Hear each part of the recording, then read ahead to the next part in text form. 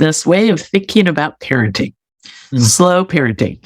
And I know we're going to direct people to your TED Talk and they'll hear this story. And I know you have to tell it all the time. But you didn't always start out this way. Tell us yours, how you kind of wound up with this notion and how it relates to parenting. And then we'll talk a little bit about that.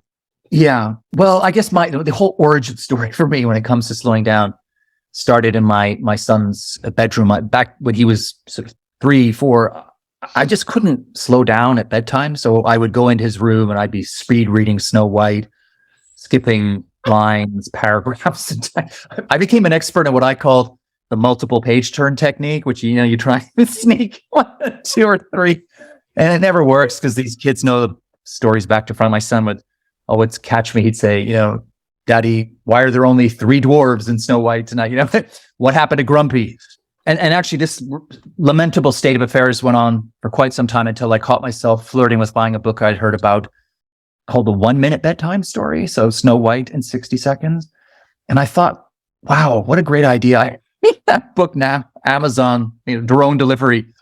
But then thankfully I didn't buy the book. I had a second thought and it was just, whoa, what's happened to you? You are racing through your life instead of living it. And that for me was hitting rock bottom. And I realized then that I had to slow down. And I think for a lot of people, the fact that it was my son who taught me that lesson in a way, almost without having to teach it, just by being a small child, is a reminder of what's happened to parenting, right? That we've for a lot of parents, I think parenting has become a cross between a competitive sport and product development. Like there's just, and family life is a never-ending carousel of activities and people are rushing from pillar to post.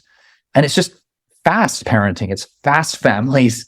And, the evidence is all around us that this doesn't work, that children actually need slowness. They need to play freely. They need to explore the world on their own terms, at their own pace. They need to get bored even, right? We're also terrified of boredom nowadays.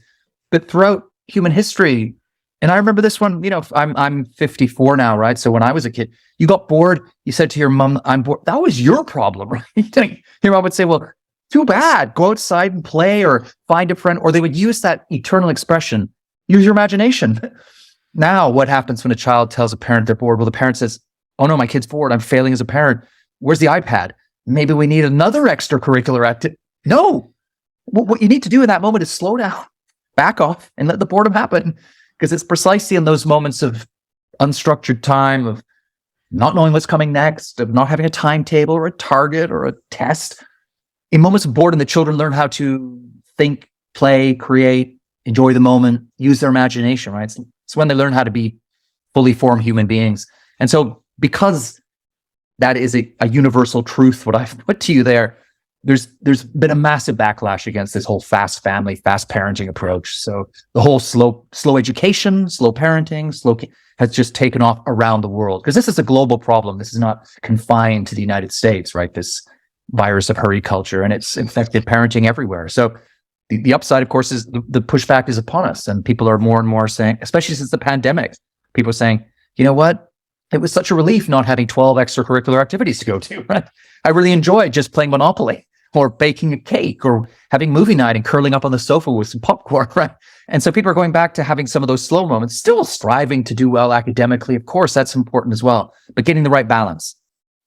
Absolutely. I think that, if we all think about that aspect of the pandemic, it doesn't take very long to go, maybe we should make sure we don't lose that we learned about spending time with tranquility and a little grace and patience with each other.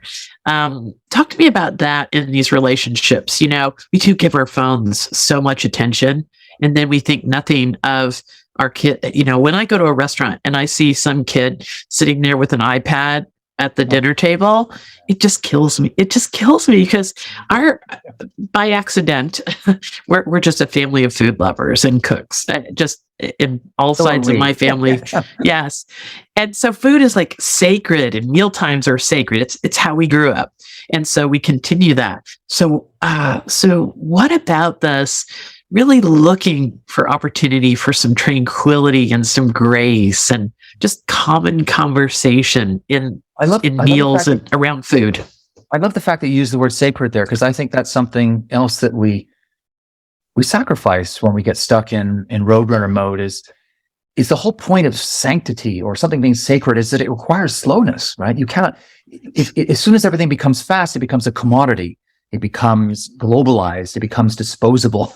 The sacraments, right? Those are the complete opposite of that, right? You don't download them from Amazon or get a 2-for-1 deal on the sacred, right? You have to surrender yourself to the rhythms and the magic and the music of the moment. Otherwise, nothing happens, right? Otherwise, you're just ticking a box.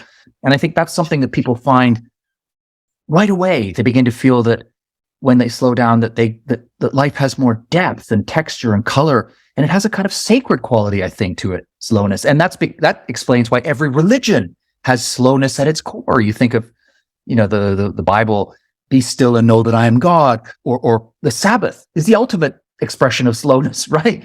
Or prayer is another expression of slowness. It's all there, right? So it's all tied up with what's sacred. And I think that's something that all human beings need. We need something that's transcendent, something that's sacred. And I think slowness is such a good way to get there. Coming back to the idea of relationships. I mean, let's be honest here.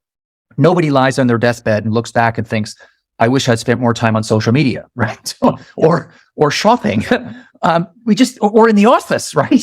What do you remember at the end when you look back? What's given real meaning to your life? It's those small, little, slow moments. It's that long lunch you had with your grandmother in the backyard a week before she died, right? It's the reading of bedtime stories to your small children. It's those meals you break, the times you broke bread together with your family. It's the sunsets you watched on holiday together. It's all that slow stuff. That's what we remember. That's what really matters. And it's slowness. That slowness is the key that opens the magic box to all of that, right?